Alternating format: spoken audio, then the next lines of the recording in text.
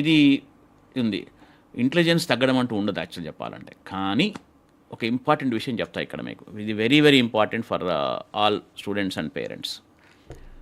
ఈ last 5, 6, 10 years అనుకుంటాను మెల్లమెల్లగా చాప కింద నీరులాగా జరుగుతున్న ఒక సిస్టమ్ ఏంటి అంటే, ఎప్పుడైతే దీంట్లో ఎక్కువ మనీ ఉందని ఈ కార్పొరేట్ సంస్థలు సెన్స్ చేసి దీంట్లో ఎంటర్ అయినాయో, వాళ్ళు చేసిన ఒక విధ్వంసం ఉంది.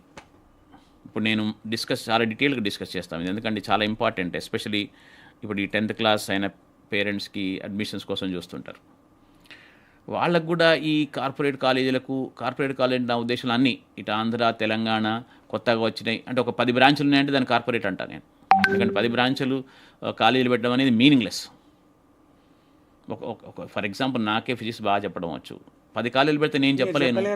నేను 10 మందిని తయారు చేయాలంటే కూడా అంత ఈజీ ఏం కాదు ఇది. Right to understand.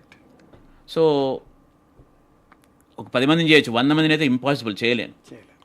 సో ఇట్లాంటి కాలేజీలకు వెళ్ళొద్దా, చాలామందికి వెళ్ళొద్దని ఉంటుంది, కానీ సొసైటీ ప్రెషరు చాలా ఎక్కువ ఉంటుంది.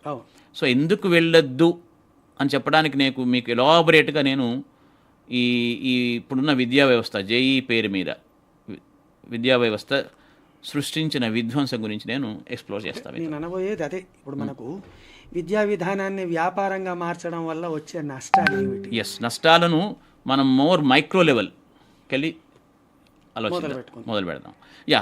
Let me come back to that question. JEE స్టూడెంట్స్లో వచ్చిన తేడా ఏంటో చెప్తున్నాను. వీళ్ళకి ఆపర్చునిటీస్ పెరగడం వల్ల ఒక 1 వర్డ్లో చెప్పాలంటే లెర్నింగ్తో వాళ్ళకున్న రిలేషన్షిప్ మారింది. లెర్నింగ్తో వాళ్ళకున్న సంబంధం మారింది.